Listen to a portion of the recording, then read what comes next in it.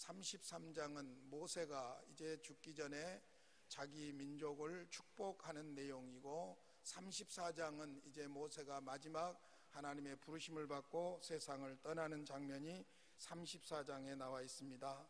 33장과 34장을 보면서 인생을 훌륭하게 잘 마무리할 수 있는 길이 무엇일까, 이런 것들을 배울 수가 있는데, 무엇보다도 먼저 우리가 죽기 전에 반드시 해야 될 일이 우리 자손들을 위해서 축복해야 할 줄로 믿습니다. 그래서 33장을 전체적으로 개요를 보면은 1절은 서론이죠. 모세가 죽기 전에 축복했다는 서론이고, 그 다음에 이제 2절부터 5절까지는 찬양하고 있습니다. 그리고 6절부터 쭉 25절까지 12지파들을 축복하는 구체적인 내용들입니다. 그리고 26절부터 마지막 29절까지는 하나님을 찬양하면서 종합적으로 이스라엘 전체 백성들에 대해서 종합적으로 축복하고 마무리하는데, 그 절정이 바로 29절인데 오늘 밤에는 특별히 29절 말씀에서 여러분 새 힘을 얻으시기를 바랍니다. 자, 먼저 33장 1절을 같이 한번 읽겠습니다. 시작. 하나님의 사람 모세가 죽기 전에 이스라엘 자손을 위하여 축복함이 이러하니라. 하나님의 사람이라고 그랬어요. 모세를. 구약에서 아주 특별한 경우입니다. 하나님의 사람 모세가 죽기 전에 이스라엘 자손을 위하여 축복했다.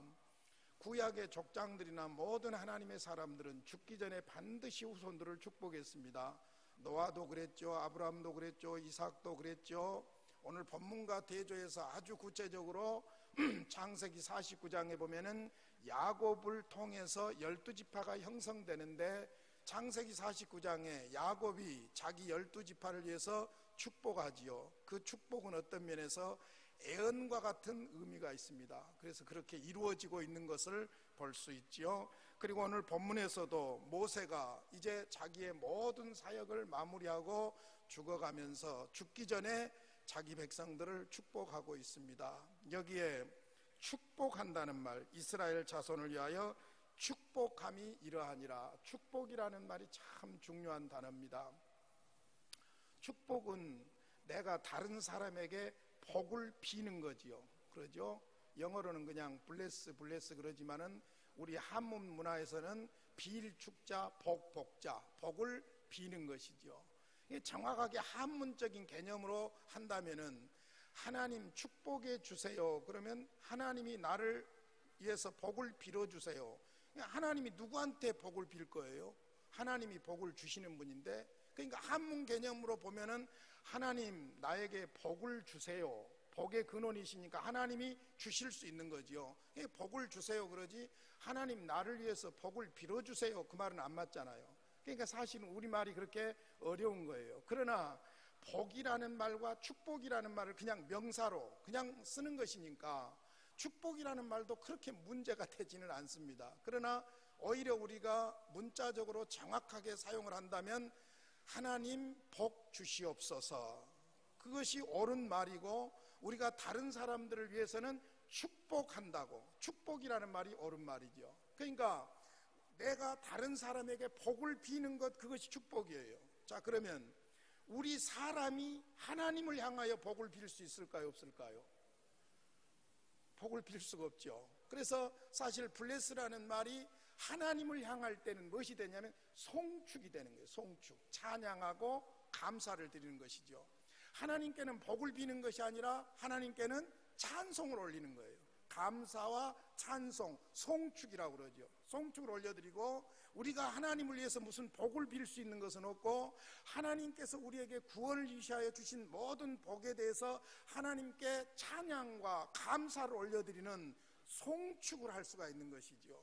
반면에 우리는 하나님의 복을 받은 사람들로서, 또 하나님이 복을 인간에게 주신다는 것을 믿는 사람들로서 다른 사람을 위하여 복을 빌 수 있는 줄로 믿습니다.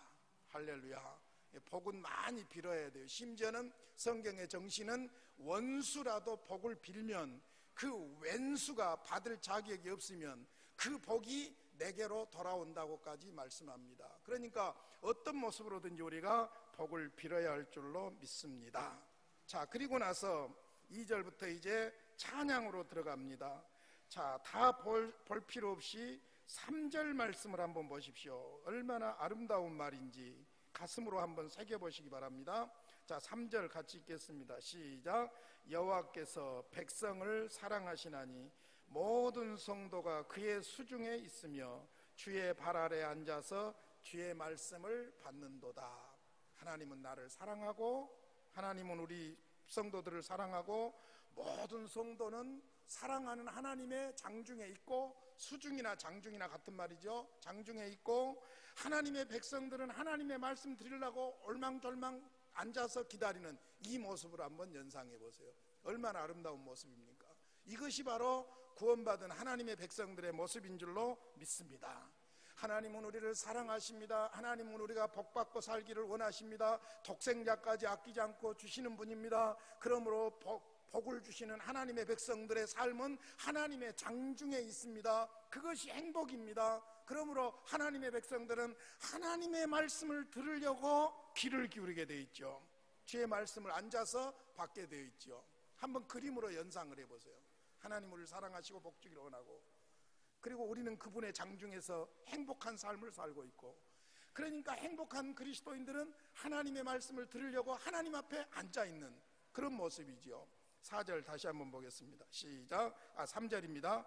여호와께서 백성을 사랑하시나니 모든 성도가 그의 수중에 있으며 주의 발 아래 앉아서 주의 말씀을 받는도다. 왜 이 말씀을 받는다는 말이 나오냐면은 2절에 보면 그의 오른손에는 그들을 위해 번쩍이는 불이 있도다. 이 번쩍이는 불이 무엇이냐면은 하나님께서 불로서 돌비에다 새겨줬던 그 율법을 말하는 거예요. 그러니까 하나님의 손에는 말씀이 있고 하나님의 손에는 복이 있고 하나님의 그 장중에 하나님의 백성들이 있고, 그러므로 하나님의 장중에 있는 하나님의 백성들이야말로 진정으로 행복한 사람들인 줄로 믿습니다. 하나님 없는 행복 거짓말 행복이에요. 말씀과 거리가 멀어져 갈수록 부귀영화를 다 누린다고 해도 그건 불행한 행복이지 참된 행복이라고 볼 수 없어요. 어떤 면에서 아주 성공은 했을런지 모르지만은 하나님의 축복과는 거리가 먼 것이라고 볼 수 있는 것이죠. 어찌됐든 그래서 그들을 위해 번쩍이는 불이 있도다. 그러므로 여호와께서 백성을 사랑하시나니 모든 성도가 그의 수중에 있으며 주의 발 아래 앉아서 주의 말씀을 받는도다. 자, 하나님의 백성들이 얼마나 소중한 존재들이냐면요, 지금 자기 12지파들을 축복하기 전에 하나님의 백성들의 소중한 자존감을 살리는 찬양이에요. 4절부터 제가 보면 모세가 우리에게 율법을 명령하였으니 곧 야곱의 총회의 기업이로다. 자, 모세를 통해서 하나님께서 율법을 주신 민족이 이 백성들밖에 없단 말입니다. 소위 거기 말하는 야곱의 총회라는 말은 구약의 하나님의 교회를 말하는, 구원받은 하나님의 그 백성들을 말하는 거예요. 그 야곱의 총회의 기업이 누구냐? 말씀을 주신 하나님이다. 율법을 주신 하나님이다. 그러니까 하나님과 하나님의 백성들과의 관계 속에서 하나님의 백성들이 얼마나 복된 존재인가, 그걸 노래하고 있는 것이죠. 5절 여수룬의 왕이 있었으니, 여기 여수룬은 이스라엘의 애칭입니다.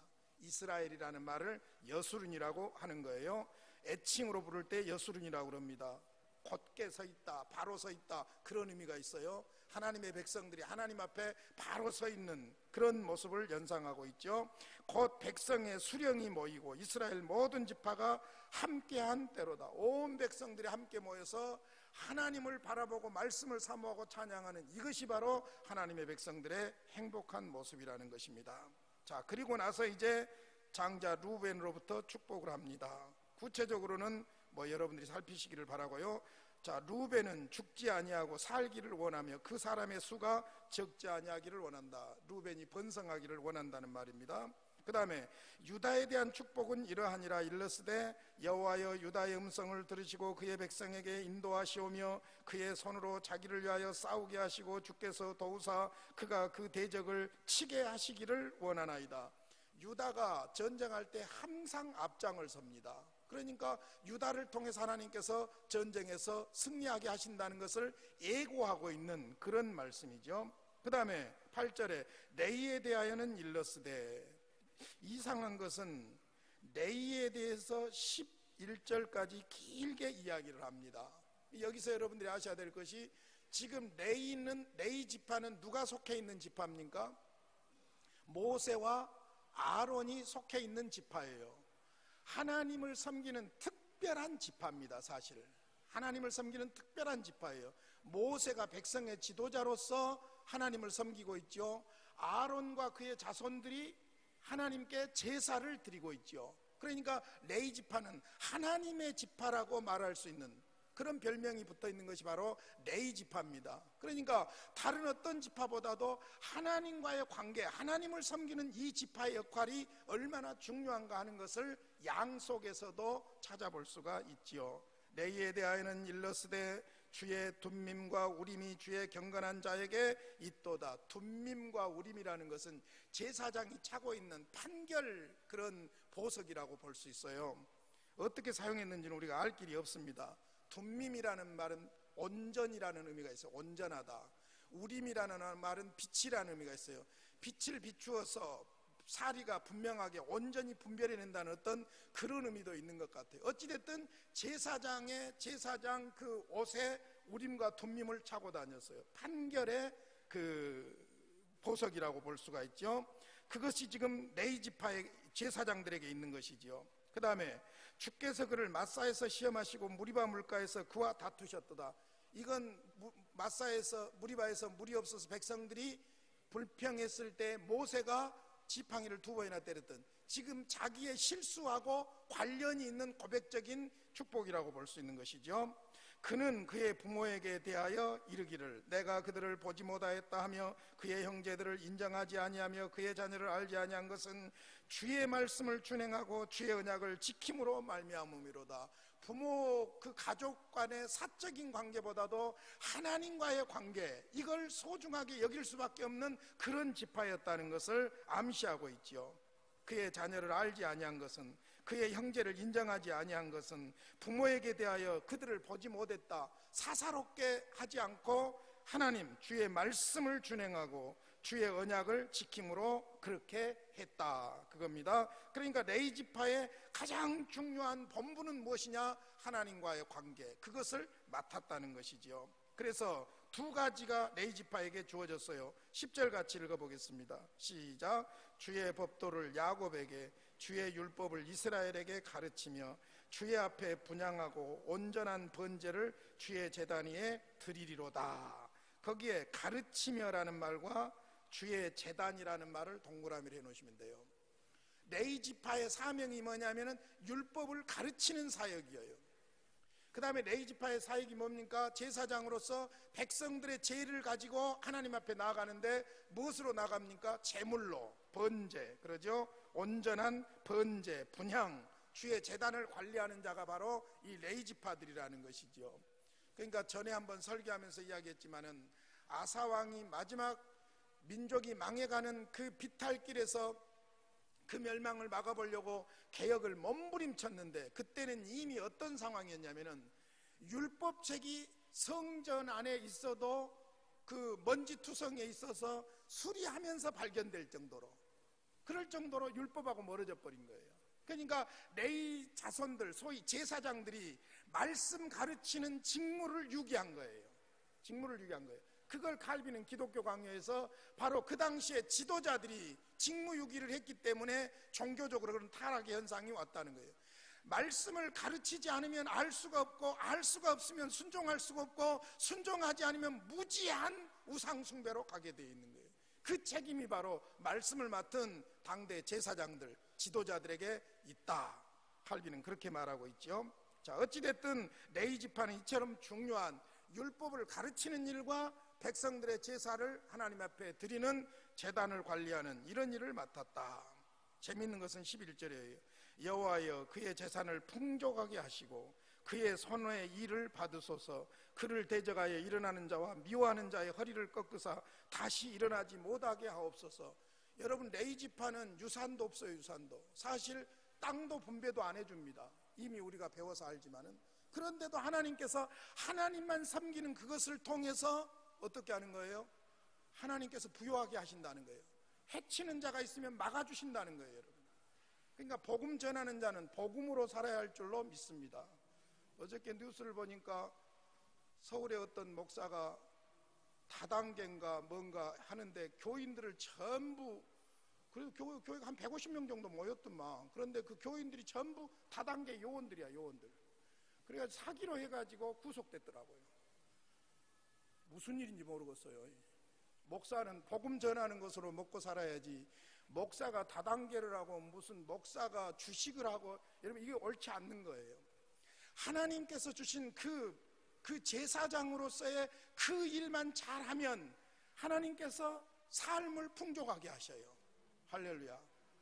목사는 헌옷 입고 우장 쓰고 일하고도 컬럭컬럭 기침하고 병 들어가지고, 그게 여러분 목사 아니에요. 선교사 아니에요.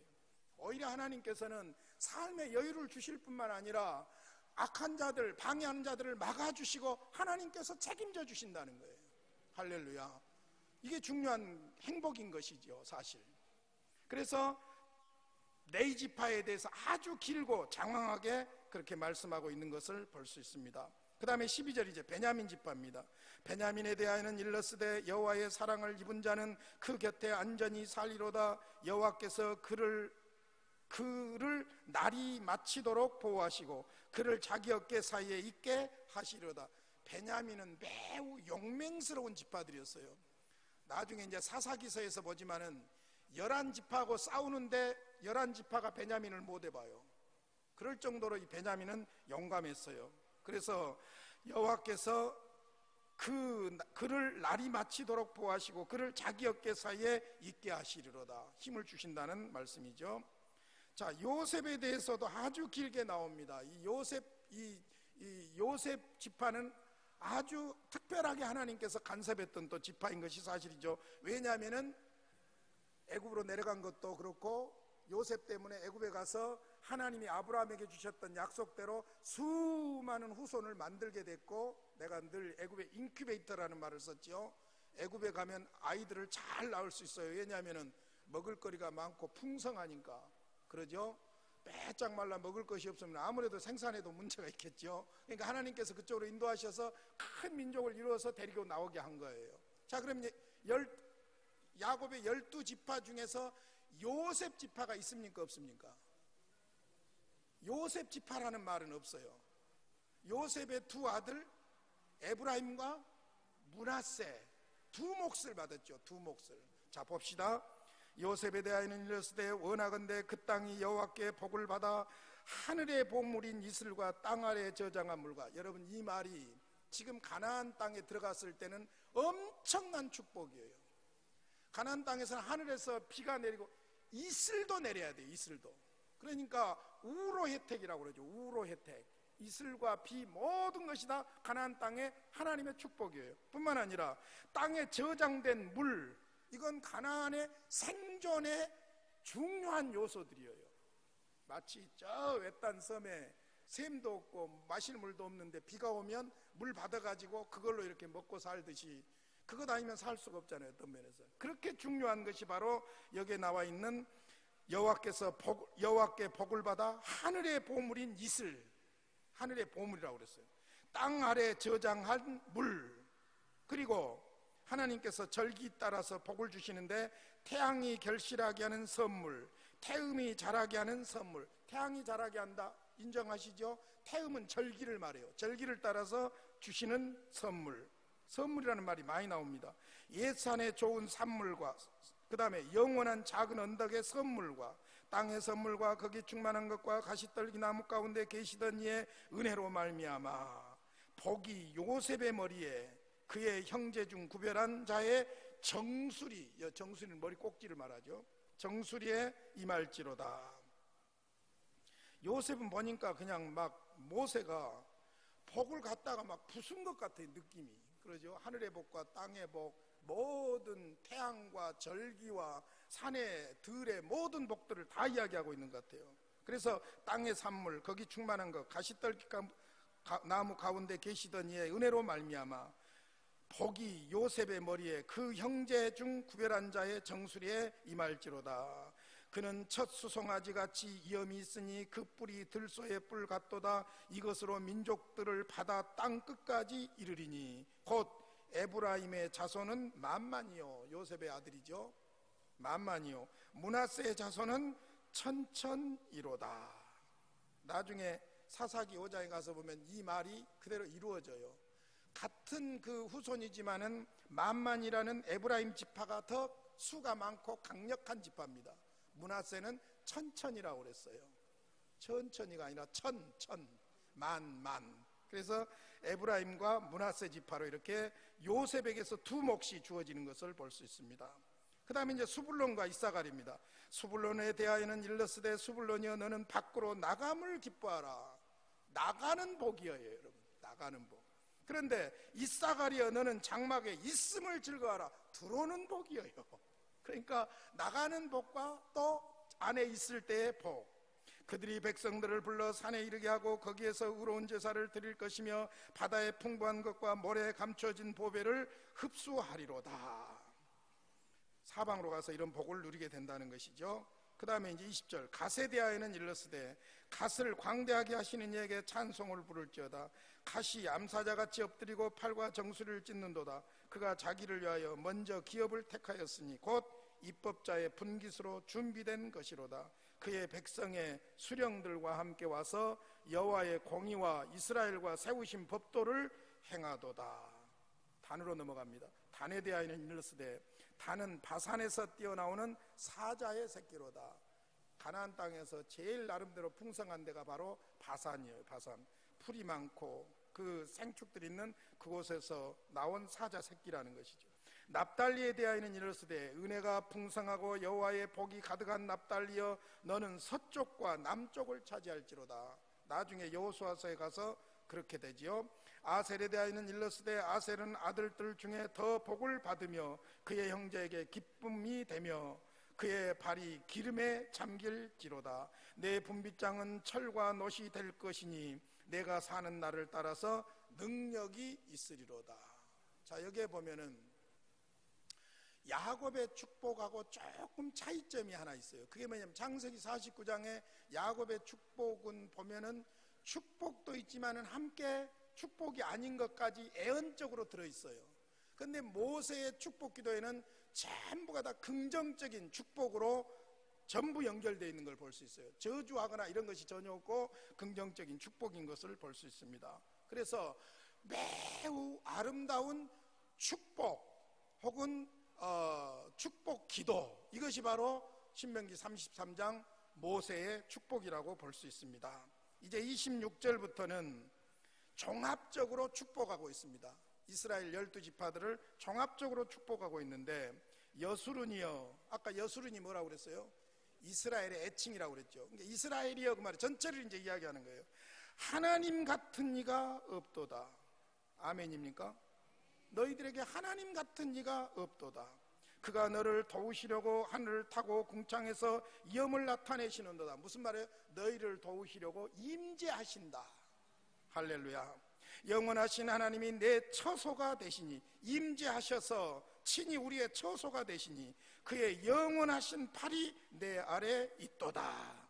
그가 내 앞에서 대적을 쫓으시며 멸하라 하시도다. 이스라엘이 안전히 거하며 야곱의 샘은 곡식과 새 포도주의 땅에 홀로 있나니 곧 그의 하늘이 이슬을 내리는 곳에로다. 하나님께서 이스라엘 여수룬과 함께 임재하시려고 오셔서 그들의 처소가 되시고 그들을 지키시고 보호하시고 그들에게 필요한 것을 주시는 축복의 근원이로다. 그래서 26절에서 하나님 같은 이가 없도다. 할렐루야. 하나님 같은 이가 없도다. 이 말을 연결시켜 가지고 우리 가운데 임재하셔서 지키시고 보호하시고 복을 주시는 하나님, 이것을 연결시켜서 29절은 33장 모세의 축복의 결론입니다. 앞에 있는 그 12지파 그 사람들 복 받으려면 받고 말라면 받고 알아서 하고 냅두고 29절에 있는 복이 우리의 복이 되시기를 바랍니다. 29절 같이 한번 읽겠습니다. 시작. 이스라엘이여 너는 행복한 사람이로다. 여호와의 구원을 너같이 얻은 백성이 누구냐? 그는 너를 돕는 방패시요 내 영광의 칼이시로다. 내 대적이 내게 복종하리니 내가 그들의 높은 곳을 밟으리로다. 이스라엘이여 너는 행복한 사람이로다. 이스라엘을 가만히 적용을 해보면은 이스라엘이 누굽니까? 아브라함의 후손, 약속의 후손이죠. 출애굽한 구원받은 백성들이죠. 그러니까 이것은 오늘날 뭘 말합니까? 구원받은 하나님의 백성들을 말하죠. 구체적으로 개인적으로 적용을 한다면 예수를 믿어 구원받은 나 자신을 지칭한 말인 줄로 믿습니다. 전 힘은 너는 행복한 자로다. 그러니까 가슴이 막 벌렁벌렁 하는 거예요. 이스라엘이여 할 때는 내복하고는 아무 상관이 없는 줄 알았는데 전 힘은이여 너는 복 있는 행복자로다. 할렐루야. 이스라엘이여 너는 행복한 사람이로다. 오늘 이 행복, 복에 대해서 한번 거기 나와 있는 그대로 한번 정리를 해볼 수 있기를 바랍니다. 여러분 잘 아시죠? 버트란트 러셀이라고 하는 분이 행복의 정복이라는 책을 썼어요. 거기에서 그가 하는 말은 무슨 말이냐면 이 세상의 삶은 근본이 불행이라는 거예요. 경쟁해야 되고 시기하고 질투하고 행포하고 싸우고 살인하고, 그러니까 이 세상 삶 자체가 근본적으로 불행하다는 거예요. 그러니까 그것을 직시해야 된다는 거예요. 헛된 황된 꿈 꾸지 말고 이 땅에서 사는 삶 자체가 서로 경쟁해야 먹고 살고 싸우고 시기하고 질투하고 막 전쟁하고 피 흘리고 이런 일들이 많은 이 세상에서의 삶 그 자체 근본이 바로 불행이다. 이걸 직시해야 된다고요. 직시해야 된다. 그러면 직시하라는 말은 무슨 말이냐면 인간적으로 그것들을 피하고 행복한 길을 찾아가도록 노력해야 된다. 그렇게 이야기하고 있는 거예요. 그게 러셀이 58살에 썼던 책이에요. 그러면서 무슨 이야기를 하냐면 동물의 행복하고 인간의 행복은 다르다는 거예요. 동물은 먹을 것 있고 병 안 들어 건강하면 그냥 그것으로 행복한 것이 동물이에요. 그것이 동물이에요. 그러잖아요. 그러니까 고양이 배부르면 집에서 쫙 벌리고 누워있고 혓바닥으로 하고 있는 모습 한번 생각해 보세요. 더 이상 부러울 것이 없어요. 그러죠? 개도 보면은 배부르고 병 없으면은 어쩝니까? 쭉 늘어져 가지고 개팔자 상팔자예요. 그러죠? 그러니까 동물들은 먹을 것 잘 먹고 건강하면 그걸로 행복하다는 거예요. 근데 사람은 먹을 것이 있어서 육체적으로 정신적으로 이것까지 같이 가야 되는 거예요. 이제 육체적으로 먹을 것만 물질적으로만 풍요롭다고 해서 절대로 행복할 수 없는 것이 인간이라는 거예요. 이 인간이 복잡한 거예요. 사실은 인간적으로만 해석을 해내려고 하면 복잡한 것이 인간이에요. 물질적으로만 절대 행복할 수 없다. 정신적인 것이 가미돼야 되고 거기에다가 우리가 소위 말하자면 영적인 것이 연결되어야 그때 인간은 행복할 수 있는 것이지, 등 따시고 배부르고 잘 먹고 잘 산다고 하면 그것이 행복한 것은 아니라는 거예요. 사실은 그래서 어떤 면에서 생각해 보면 우리가 인간적으로 하나님 없이 예수 없이 구원 없이 육체적으로 건강하고 물질적으로 풍성하고 잘 먹고 잘 사는 사람, 어떤 면에서 인간적으로 행복하다고 볼런지는 몰라도 하나님이 복 주시는 삶은 아니에요. 어떤 면에서. 그런 면에서 우리가 이 행복도 두 가지로 정리를 해볼 수가 있습니다. 거짓 행복이 있어요. 소위 하나님 무시하고 하나님 모르고 그냥 물질적으로 정신적으로 지성적으로 만족하면 그게 바로 행복이라고 말하는, 이거 가짜 행복이에요. 가짜 행복. 그것 갖고 절대 그 스스로를 속이고 있는 거예요. 절대로 행복하지 않아요. 그러면 참 행복은 무엇이냐면은 하나님과의 관계 속에서 얻는 행복이에요. 그러니까 물질적으로 정신적으로 혹은 육체적으로 완벽하게 우리가 갖추고 있다고 해도 절대로 거기서 끝나지 않는 것이 인간이에요. 뭔가 그 이상이 있어요. 그 이상이 있어요. 그 이상을 찾아서 방황하는 것이 종교적인 인생이에요. 종교적인 인생. 그러니까 반드시 하나님을 만나야 된다는 거예요. 그러니까 하나님과의 관계 속에서 물질적인 필요, 하나님과의 관계 속에서 정신적인 안정감, 이런 것들이지, 하나님이 없이 물질적이고 정신적이고 육체적인 것만 가지고는 진정한 행복을 찾을 수가 없다는 것이지요. 그래서 사실 오늘 본문에 26절에서 하나님 같은 이가 없도다 하면서 하나님이 너희들에게 함께 하시려고 구름을 타고 오신다, 임재하신다, 너희들의 처소가 되신다, 너희들을 보호하시고 인도하신다, 이 이야기를 하면서 29절에서 이스라엘이여 너는 행복자로다, 그 행복자라는 말 속에 모든 것이 하나님과의 관계 속에 있다는 거예요. 한번 구체적으로 볼까요? 자, 왜 하나님과의 관계 속에 있는 사람이 행복한 사람인가? 이스라엘이여 너는 행복한 사람이로다. 첫째, 여호와의 구원을 너같이 얻은 백성이 누구냐? 구원받았기 때문이에요. 할렐루야. 구원받았기 때문이에요. 행복의 근거가 바로 이 구원이죠. 두 번째로는 무엇일까요? 계속 보시면 너를 돕는 방패시오. 누가? 하나님이. 구원은 구원인데 하나님의 구원을 받은 백성이에요. 그 다음에 방패는 뭐예요? 막아주는 것이죠. 하나님이 막아주시는 거예요. 하나님이 막아주시는 거예요. 그 다음에 우리 앞에 있는 적들에 대해서 내 영광의 칼이시로다. 우리를 영화롭게 명예롭게 하기 위해서 하나님께서 칼이 되어주셔서 원수를 물리쳐 주신다는 거예요. 승리하게 하신다는 것이죠. 그래서 내 대적이 내게 복종하리니 내가 그들의 높은 곳을 밟으리로다. 이게 이제 모세가 이스라엘 백성들에게 축복한 내용대로 이루어지는데, 이제 다다음 주부터 공부할 여호수아서에 들어가면은 여호수아서가 핵심이 그거예요. 가나안 땅 정복 13장까지 12장까지. 그 다음에 13장부터는 가나안 땅을 이제 분배를 합니다. 분배를. 그리고는 그 모든 원주민들을 쫓아내고 높은 곳에 우뚝 딱 섭니다. 누가 그렇게 했습니까? 하나님이 그렇게 한 것입니다. 할렐루야. 그러므로 우리의 진정한 행복은 어디서부터 연결돼야 되냐면 하나님으로부터. 할렐루야. 그거예요. 그러니까 찬송가 28장을 그냥 부르지 마세요. 복의 근원 강림하사, 그거예요. 하나님이 복의 근원이시고 하나님으로부터 우리가 받은 복을 통해서 진정한 행복을 누릴 수 있는 줄로 믿습니다. 우리가 이렇게 하나님과의 관계 속에서 인생 문제를 풀어가면 간단한데, 하나님과의 관계가 없이 인간적으로 철학적으로 이성적으로 이 문제를 풀어보려고 하면 절대로 풀리지 않는 거예요. 그래서 칼빈의 기독교 강요의 서론에서 핵심적으로 말하는 참된 지식이란 무엇이냐? 하나님을 아는 지식과 인간을 아는 지식이 참된 지식이라는 거예요. 하나님만 아는 지식 가지고 안 되는 거예요. 인간만 아는 지식 가지고 안 되는 거예요. 하나님을 아는 지식과 인간을 아는 지식은 곧 하나님과의 관계 속에 있는 인간, 이것을 알아야 우리가 진정으로 행복한 삶을 살게 될 줄로 믿습니다. 저는 오늘 29절 말씀이 너무너무 좋습니다. 그리고 26절 여수론이여 하나님 같은 이가 없도다. 그가 너를 도우시려고 하늘을 타고 궁창에서 위엄을 나타내시는도다. 영원하신 하나님이 내 처소가 되시니 그의 영원하신 팔이 내 아래에 있도다. 그가 내 앞에서 대적을 쫓으시며 멸하라 하시도다.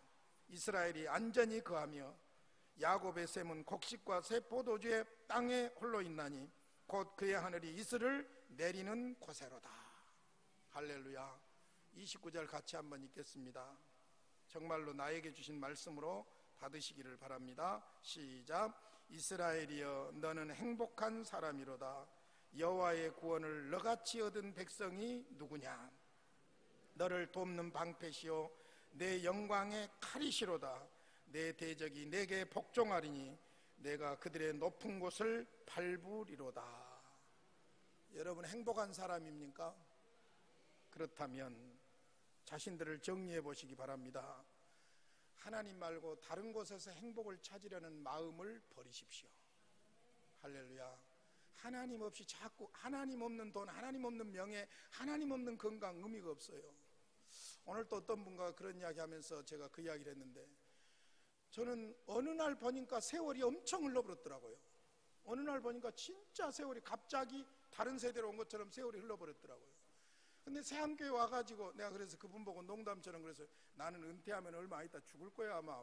왜 그래야 그러니까 한 번도 안 아프고 병원도 안 갔으니까 그만큼 달아졌으니까 그걸 갈 거 아니에요. 그러고 농담처럼 이야기했는데 생각해보면 새한교회 와가지고 여러 가지 어려운 상황들이 있었지만 병원에 입원한 적이 없어요. 이거 하나님의 은혜 아닙니까?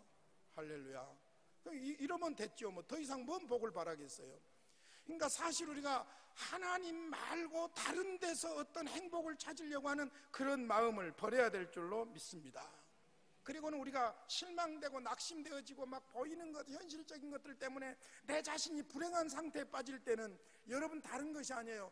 우리 영혼을 끌고 멱살을 끌고 하나님 앞으로 가야 돼요. 할렐루야. 제가 이 말을 괜히 한 거 아니에요. 시편 42편에 보면 내 영혼아 네가 어찌하여 실망하고 낙심하느냐 여호와를 바라라 하고 자기 영혼한테 이야기하잖아요. 그러니까 문제는 결국 어디에 있느냐면 우리 중심에 있어요. 하나님과 나와의 관계인 성소에 있어요. 그게 뭐냐? 우리의 영혼이에요. 영혼이 하나님을 붙잡게 될 때에 우리는 불행한 삶들을 헤쳐나가고 행복한 그리스도인으로 살게 될 줄로 믿습니다. 근데 더 적극적인 방법이 하나 있어요. 그게 뭐냐? 내가 왜 행복한가? 하나님을 믿으니까. 그러면 저 사람 행복하게 내가 복을 빌어야 되겠는데 어떻게 하면 저 사람을 행복하게 할 수 있을까? 내가 믿는 하나님을 전해야 할 줄로 믿습니다. 여러분이 행복한 그리스도인으로서 날마다 승리하시기를 주님의 이름으로 축원합니다. 주님 가르친 기도 예배 마치겠습니다. 하늘에 계신 우리 아버지여 이름이 거룩히 여김을 받으시오며 나라 임하옵시며 뜻이 하늘에서 이룬 것 같이 땅에서도 이루어지이다. 오늘날 우리에게 일용할 양식을 주옵시고 우리에게 죄 지은 자를 사하여 준 것 같이 우리 죄를 사하여 주옵시고 우리를 시험에 들게 하지 마옵시고 다만 악에서 구하옵소서. 권세와 영광이 아버지께 영원히 싸움나이다. 아멘.